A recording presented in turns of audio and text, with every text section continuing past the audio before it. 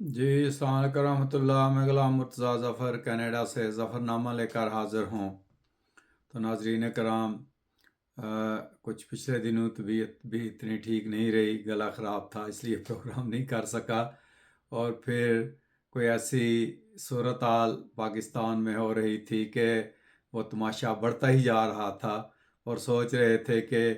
اس کا کوئی منطقی انجام ہو تو پھر اس کے اوپر تبصرہ کیا جائے، مگر لگتا ایسے ہی ہے کہ یہ ملک جو ہے وہ ایسے بھنور میں پھنس چکا ہے کہ اب اس سے نکلنا جو ہے وہ نہ یہ سیاستدانوں کے بس کی بات رہی ہے،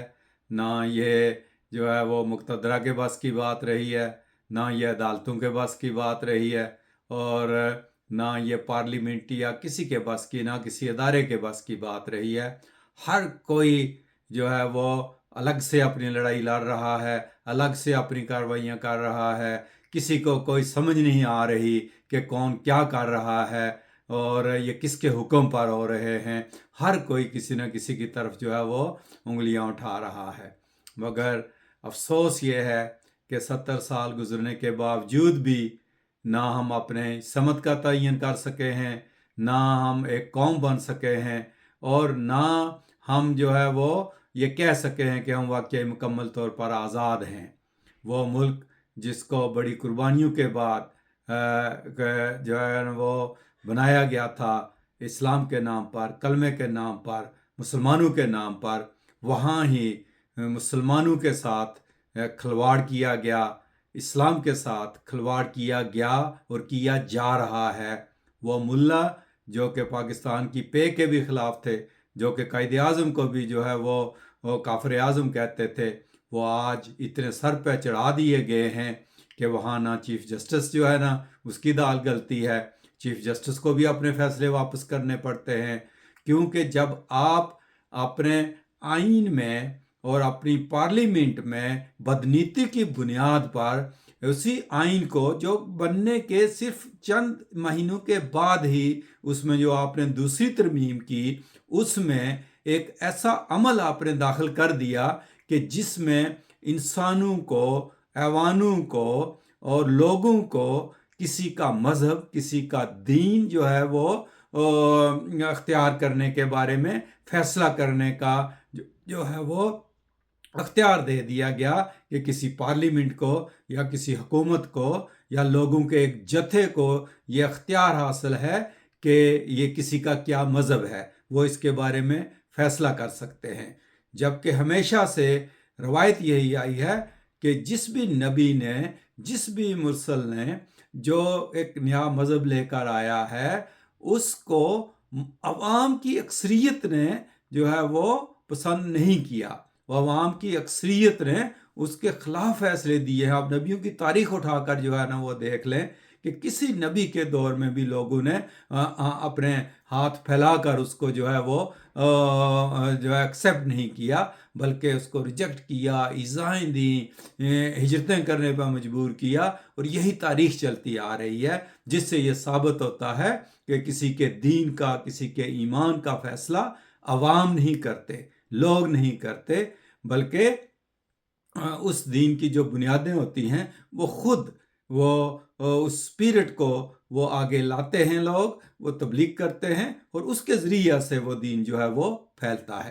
مگر یہاں اس پاکستان میں ایک نئی روایت چل پڑی ہے، اور اب آپ لوگوں نے اس ملا کو اتنا سر پہ چڑھا دیا ہے کہ اب ان کے جوتے چاٹو، کیونکہ وہ ترمیمیں جو آپ نے بدنیتی کی بنیاد پر شروع کی تھی اس آئین میں، وہ آج تک بدنیتی کی بنیاد پر ہی چلتی آ رہی ہے۔ اور ابھی جو آپ نے ایک ریہرسل اور کی ہے، تو اس سے پتہ چلتا ہے کہ آپ لوگوں نے یہ ترمیمیں اور یہ جو آئینی جس کے آپ بڑے حوالے دیتے ہو کہ فلاں پارلیمنٹ نے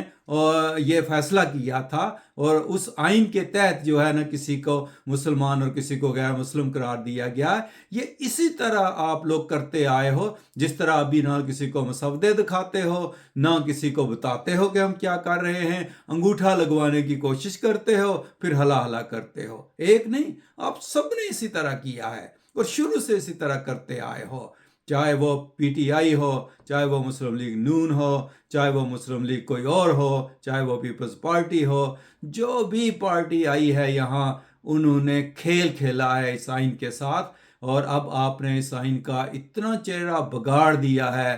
اتنا چہرہ بگاڑ دیا ہے کہ اب تو آپ اس آئین کرتے کرتے اس ملک کو توڑنے پہ آ چکے ہو آپ لوگ۔ اور ہو سکتا ہے کہ ایک دن پھر پتہ چلے اچانک سے کہ یا یہ آئین ٹوٹ گیا ہے یا یہ ملک ٹوٹ گیا ہے، اگر آپ عقل کے ناخن نہیں لوگے۔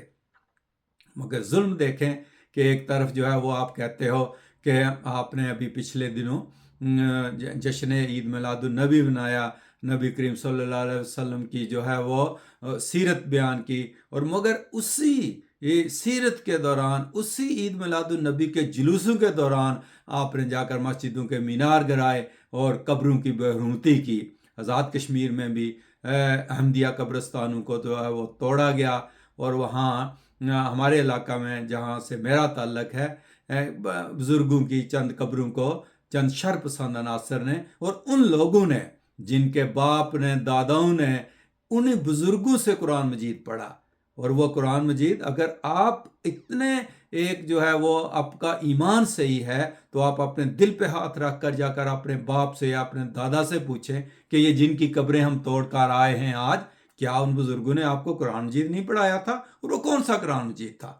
پوچھیں، اور حلفاً پوچھیں اپنے باپ سے اور اپنے دادا سے، کیونکہ آپ بہت بچے ہو، وہ بزرگ تو بہت پہلے فوت ہو چکے ہوئے ہیں۔ بٹالی کے گاؤں میں جو بابا مختار صاحب کی جو قبر توڑی گئی، میں جب جاتا تھا وہاں تو مجھے بہت سے لوگوں نے بتایا جو وہاں سب گجروں کے گھر ہیں وہاں آگے پیچھے، اور سرداروں کے گھر ہیں۔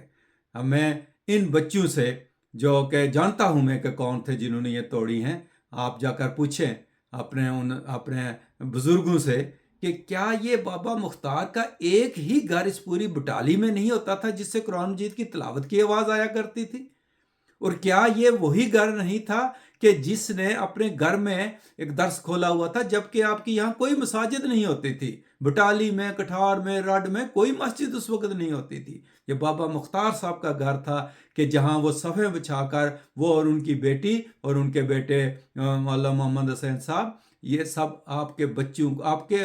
باپ داداؤں کو، بچے آپ کو تو پتہ ہی نہیں ہے نا کہ بزرگوں کی روایات کیا تھی۔ جو یہ بزرگ وہاں سردار ہیں سارے، سردار عقی خان، سردار پنو خان کی جو نسل ہے آگے سارے،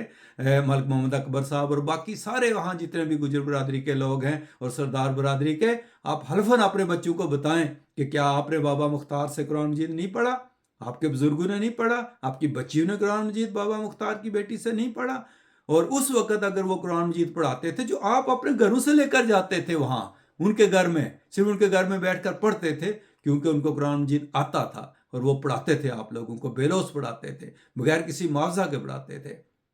تو آج آپ جا کر ان کی قبریں توڑ رہے ہو کہ ان کے اوپر کلمہ لکھا ہوا ہے اور بسم اللہ لکھا ہوا ہے، اور پھر میں آپ کو ابھی یہاں دکھاؤں گا، پیچھے بیک گراؤنڈ میں آپ دیکھیں گے کہ کس طرح ان کو پھینک کر گئے ہیں وہاں۔ یہ آپ اسلام کی خدمت کر رہے ہو؟ یہ آپ جو ہے نا وہ جشن عید میلاد النبی منا رہے ہو؟ یہی تعلیم تھی رسول پاک صلی اللہ علیہ وسلم کی، جو کہ ایک یہودی کا جنازہ دیکھ کر بھی اس کے احترام میں کھڑے ہو جاتے تھے، بے شک وہ یہودی کا جنازہ تھا۔ وہ رسول کہ جس نے عبداللہ بن ابی جیسے منافق کی بھی نماز جنازہ پڑھائی تھی اور بلکہ اپنا کرتا بھی دے دیا تھا۔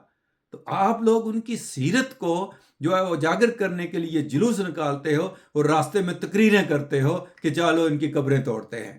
اور وہ لیڈر تقریریں کر رہا ہے کہ جنہوں نے ہمیشہ احمدیوں کے ووٹ لیے ہیں، انہوں نے، ان کے بھائیوں نے، سب احمدیوں کے ووٹوں کی وجہ سے آپ لوگ، اس وقت آپ کو وہاں کی روٹیاں بھی اچھی لگتی تھیں، وہاں کا کھانا بھی اچھا لگتا تھا، اس وقت آپ نے یہ قبریں کیوں نہیں توڑوائیں جب آپ احمدیوں کے گھروں میں آ کر ووٹ مانگتے تھے، کھاتے تھے؟ آج اگر آپ کو ووٹ نہیں دیے انہوں نے تو آپ نے وہاں جو ہے نا اس قسم کی ریشہ دیوانیاں اور اشتعال انگیز تقاریر شروع کر دی ہیں احمدیوں کے خلاف، جن کے گھروں میں آپ کھاتے رہے ہو، جن کے ساتھ آپ چلتے رہے ہو۔ اس وقت آپ کو جو ہے نا وہ سب اچھے لگتے تھے، اور آج سب برے ہو گئے ہیں۔ یہ سیاسی ڈگڈگی یہ چند دن ہی چلتی ہے، زیادہ دیر نہیں چلتی، خدا کی لاٹھی بڑی بے آواز ہے۔ اس لیے وہ لوگ کہ جو کہ ان بچوں کو رگلا کر جا کر بزرگوں کی قبروں کی بے حرمتیاں کرواتے ہیں، ان کے کتبے توڑواتے ہیں، ان پہ لکھے ہوئے کلمے کی بے حرمتی کرتے ہیں، جا کر مسجدوں کے مینار توڑتے ہیں، خدا تعالیٰ نے اس سے اچھے جو آپ مینار توڑے ہیں نا، آپ نے اندر سے جا کر جو چیزیں آپ نے توڑی تھی جا کر اب بھی ان مسجدوں میں دیکھو نا، خدا تعالیٰ کے فضل سے ہم نے چند مہینوں، چند ہفتوں کے اندر وہ اس سے بہتر بنا دی ہے۔ ہم اس کی وہ اشتہار بازی نہیں کرتے، مگر خدا کے فضل سے وہ ایسی بن گئی ہیں کہ اس میں ہر چیز نہیں لگ گئی ہے۔ اب کیا کریں گے آپ؟ نمازیں وہاں پہلے بھی ہوتی تھی، اب بھی ہوتی ہیں، کیا مینار کے ساتھ نماز کا تعلق تو نہیں ہے؟ آپ مینار توڑ دو گے، آپ گنبد توڑ دو گے، آپ قبروں کے کتبے توڑ دو گے، تو کیا ہے؟ اگر آپ کلمہ نہیں لکھنے دو گے تو اس کا عذاب تو آپ کے سر ہوگا نا۔ ہم اس کلمے کا ترجمہ لکھ دیں گے وہاں، ہم بسم اللہ کا ترجمہ لکھ دیں گے وہاں، ہم درود شریف کا ترجمہ لکھ دیں گے وہاں، پھر آپ کیا کرو گے؟ پھر کوئی اور بہانہ ڈھونڈو گے کہ وہ جی یہ ترجمہ بھی کیوں لکھ رہے ہیں۔ تو یہ ہے جو جب خدا تعالیٰ کسی قوم کو عذاب دینے پہ آتا ہے تو ایسے کام ان سے کرواتا ہے۔ یہ وہی کام ہے جو اس وقت کے یہود اور اس وقت کے جو مشرکین مکہ تھے وہ کیا کرتے تھے۔ آپ لوگوں نے وہی روایات دہرانی شروع کر دی ہیں کہ آپ نے کلمے کے نام کے اوپر کلمے کو مٹانا شروع کیا ہوا ہے اور اس کی برہمتی کرنی شروع کی ہوئی ہے، مگر آپ خدا کے عذاب سے ڈریں۔ جب خدا کی لاٹھی آتی ہے تو پھر اس وقت جو ہے نا وہ سب جو آٹے کے ساتھ پھر گن بھی پیس جاتا ہے۔ تو اس لیے آپ استغفار کریں جنہوں نے یہ کام کیے ہیں اور جو یہ کرنے کا ارادہ رکھتے ہیں کہ اس طرح بزرگوں کی قبروں کی برہمتیاں کرنا اور لوگوں کی مساجد کو جا کر توڑنا، یہ کسی لحاظ سے بھی جو ہے وہ زیب نہیں دیتا ہے کسی ایک شریف انسان کو۔ تو وہ جو یہ کروا رہے ہیں، جو ان کے چیلے ہیں پیچھے اور جو وہ لیڈر ہیں، ان کو ہم جانتے ہیں، مگر دیکھتے ہیں کہ خدا تعالیٰ ان کی لگامیں کب تک ڈھیلی چھوڑتا ہے اور کب ان کو جو ہے نا وہ عبرت کا نشان بناتا ہے۔ تو یہ تھی کچھ تھوڑی اپڈیٹ جو میں نے کہا کہ اب کافی دن ہو گئے ہیں، ناظرین کے لیے پیش کر دیں۔ اور اب دیکھتے ہیں کہ پاکستان میں یہ جو چوہے بلی کا کھیل چل رہا ہے، آئینی ترامیم کا، سب لوگ اپنے اپنے ذہن میں جنہوں نے بدنیتیاں کی ہیں ذلیل ہوتے جا رہے ہیں اور اپنے ہی ہاتھوں سے ایک دوسرے کو یہ لوگ ذلیل کر رہے ہیں۔ اگلے دن میں رانا ثناء اللہ صاحب کا ایک انٹرویو سن رہا تھا، وہ علی محمد صاحب جو پی ٹی آئی والے ہیں ان کے بارے میں کہہ رہے تھے کہ یہ وہ شخص ہے جو درود شریف پڑھ کر جھوٹ بولتا ہے، جھوٹ بول کر درود شریف پڑھتا ہے۔ اور اسی طرح ہر کوئی ایک دوسرے کو یہی کہہ رہا ہے کہ یہ منافق ملا ہے، یہ فلاں ہے، سب یعنی آپ لوگ منافقوں کا ٹولہ ہو، اس کا مطلب ہے کہ جو یہ سب کچھ کر رہے ہو۔ تو اللہ تعالیٰ ہی آپ کو ہدایت دے۔